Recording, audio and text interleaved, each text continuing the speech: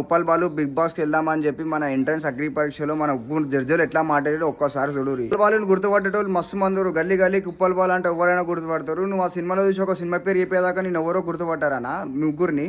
ఆ మధ్యలో ఆమె వచ్చేసి మన మీరు ట్రాన్స్జెండర్ అడుగుతారు. నీ పక్కన ఉన్న మొగోలా మళ్ళీ వాళ్ళు కూడా మీసాలు గిక్కున్నారు కదా. మీసాలు గిక్కున్న ట్రాన్స్జెండర్ అయినా వాడు అట్లా యాక్టింగ్ చేసిండు. ఎవరిని యాక్టింగ్ స్కిల్స్ అనుకుంటే మీరు ఎట్లా జడ్జ్ చేయడం మీరెందుకు పిలిచిరు.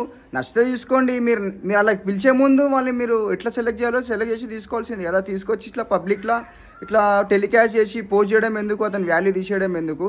ఇంకోటి అక్కడ ఉప్పల్ బాలు ముగ్గురు కలిపి ఎన్ని మాటలు అన్నా కూడా ఉప్పల్ బాలు ఒకటే మాట్లాడాడు. నేను ఇప్పుడు ఈ బిగ్ బాస్ లెవెల్ కాకుండా కూడా బిగ్ బాస్ 14-15 వరకు ట్రై చేసి అన్నాడు. అదే ప్లేస్లో మన అన్నని మాటలు అంటే మాత్రం మన మాన్యాంతోడు కొట్లాడుతుండే.